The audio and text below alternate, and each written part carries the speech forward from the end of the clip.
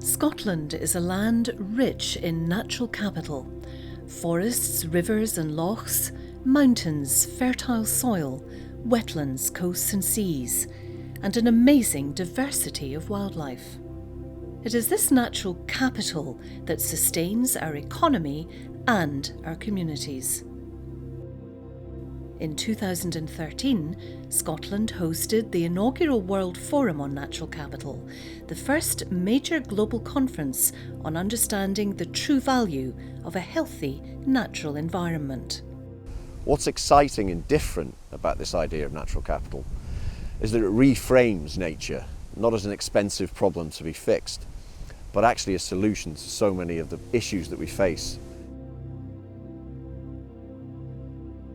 Here we are on Flanders Moss, an example of a bog which has been exploited and abused for centuries, cut for peat in the past.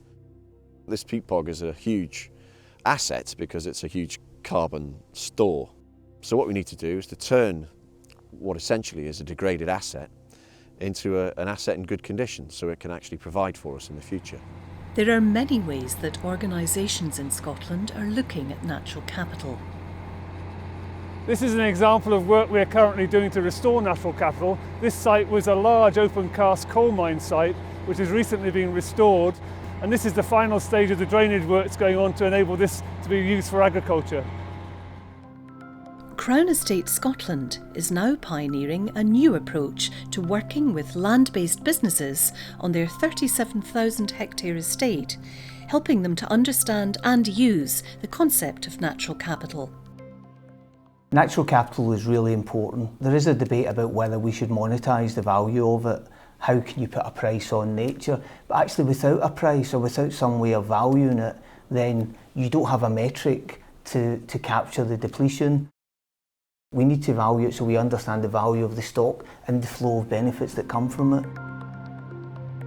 There's been a great deal of scientific discovery about natural capital. If we look at soils, for example, we're starting to appreciate that there is a biodiversity within our soils which has huge potential for biotechnology, for new management schemes for agriculture and forestry, and has even links to human health. One early pioneer in the field of natural capital was T.B. Macaulay, who made millions in insurance in Canada and ploughed it back into the land of his ancestors, founding an Institute of Soil Research. This work now continues at the James Hutton Institute, and his legacy lives on through the Macaulay Development Trust. Today, there's a new generation of innovators creating value from Scotland's natural capital. Kuintec is a blue biotech company that take the waste from the shellfish processing of langoustine and turn it into antimicrobial, compostable food packaging, which makes your food last longer. It's a good example of circular economy, as we will be aiming this at the fresh seafood market in the first instance. When you have finished with it, it doesn't add to the plastic mountain of waste that is destroying our environment. The support in Scotland for startup companies is great. There's a lot of organisations there to help you, and I think the time's really right for crowdfunded forestry. There's an increasing awareness of the importance of forests, and the technology is there to support doing this efficiently. Clyde Forest is going to provide a return for the investors by producing timber, and we're also going to add to the natural capital of Scotland. It's exciting. In Scotland, I think we're seeing real momentum behind this idea of natural capital and its application. Scotland is in many respects leading the way in demonstrating that there needn't be a tension between protecting our environment and our natural capital and growing our economy. They are two sides of the same coin. That's why Scotland was one of the first countries to sign up to the Sustainable Development Goals. It's why we were one of the first countries in the world to develop a natural capital asset index to allow us to focus on growing our stock of natural capital. And it's why we put so much emphasis on making sure that we tackle climate change, protecting the environment that our natural capital needs to thrive. The Scottish Environment Protection Agency is also taking an innovative approach to regulation. Their One Planet Prosperity strategy encourages businesses to go beyond just compliance with the law. One Planet Prosperity is based on the idea that if everyone lived the way we do in this country, we'd need 3 planets, but we only have the one.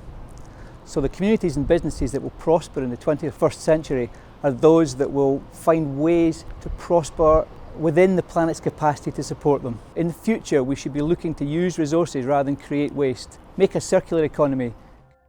We're at the very early stages of our thinking in natural capital, but we can already see how it can change decisions on investment, change decisions on development, and how it will change decisions made in terms of the operation of our infrastructure. The Scottish Wildlife Trust, through its Living Landscape programme here in Cumbernauld and through investing in the town's green infrastructure, is bringing many benefits to the health and well-being of the people that live here through things like improved air quality, water quality, flood amelioration, recreational and educational benefits. Well, our natural capital is vital to the health, well-being and prosperity of our country, and Scotland will be a better country if we recognise that and reflect that in all of our policy making. Our natural capital is our most precious asset. We need to recognise its value today if we're to preserve it for tomorrow. This is about the long term. We've got absolutely amazing landscapes and natural capital in Scotland, and we really need to invest and preserve these for the future.